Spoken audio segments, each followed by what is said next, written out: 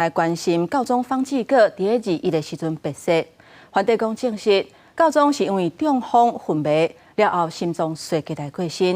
也那伊的职务暂时会由初期主教法瑞尼来代理，这礼拜六可能会举行丧礼，进入到一个哀悼期，所以会举行储备会议，选出新的教宗。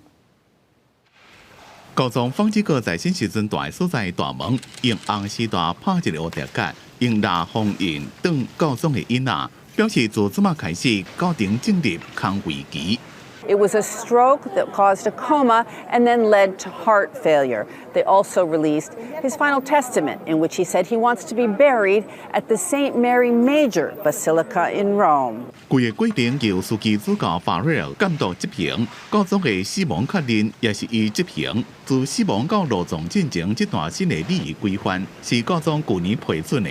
This has been an incredibly busy day for the Camerlengo. That job is currently held by Cardinal Kevin Farrell. And then when it's time to bring the body into the Basilica, Cardinal Farrell will lead the procession.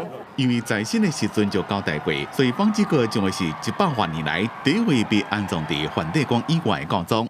The cardinals are starting to come into Rome, and they will have tomorrow their first meeting. The funeral is likely to be by the end of the week. After the funeral, there are the Novendiales, which are the 9 days of mourning. After the Novendiales, they can select a date for the conclave to choose the next pope. 选举教宗的书面会议是由书记主教所伫咧甲外界建立的场所内面，一直到选出新的教宗为止。这段期间，大家保密，禁止对外通信，若是违反规定，将会被赶出教会。 There are about 140 under the age of 80 who will enter into the Sistine Chapel to vote who should be the new pope.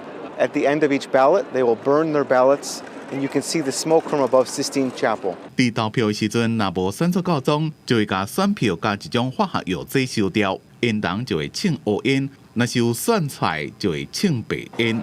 公司新闻吴文玲编辑。